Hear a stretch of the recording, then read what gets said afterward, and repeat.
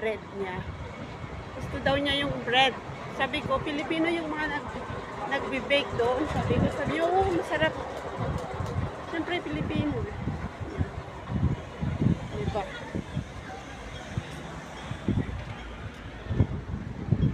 Yan. Dahil mag-isa tayo nag-day off, mag-isa din tayong gagala. Yan, guys. Yeah, lalakarin ko na naman. Ganyan tayo, guys. Sayang din yung pamasahin natin na $10. So, maglakad lang tayo pabalik sa boarding house. Yan.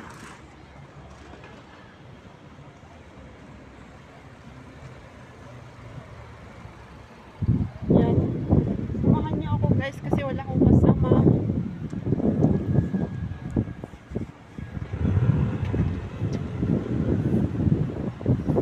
Yan, ganyan kami dito, guys, kapag day off, yun ang pagkakataon namin na mag-video, gumawa ng content ng mas marami, mag-stack na kami sa gallery. Yan. Yan, linag ko lang